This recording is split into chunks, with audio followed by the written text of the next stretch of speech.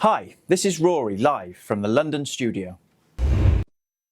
The Pentagon has announced the deployment of the USS Gerald R. Ford aircraft carrier and its strike group to the waters off South America, marking a significant expansion of the US military footprint in the region. The decision approved by Defence Secretary Pete Hegseth gives Washington's intensified focus on disrupting drug trafficking networks and reinforcing its strategic posture across the Western Hemisphere. According to Pentagon spokesman Sean Parnell, the deployment to US Southern Command is intended to bolster US capacity to detect, monitor and disrupt illicit actors and activities that compromise the safety and prosperity of the US. The USS Ford, accompanied by 5 destroyers, was last stationed in the Mediterranean, with 1 destroyer currently in the Arabian Sea and another in the Red Sea.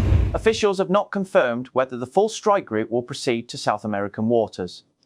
The announcement followed a string of US air and naval strikes targeting suspected drug smuggling vessels, including the most recent operation that killed 6 people linked to the Tren de Aragua gang, a Venezuela-based criminal network designated by the Trump administration as a foreign terrorist organization.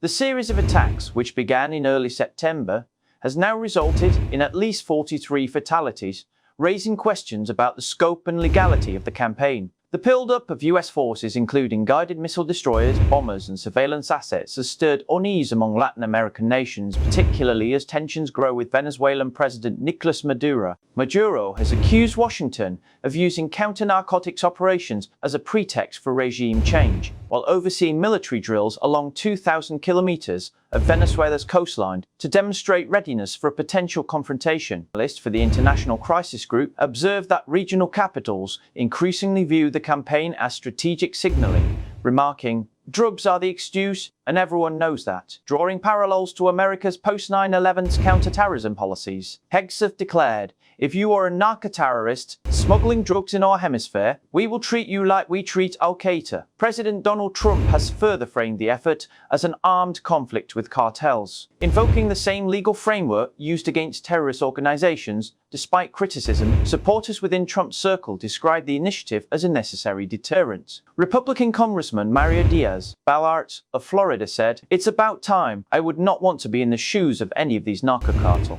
Stay tuned for more updates on this story. Keep watching Ocean News.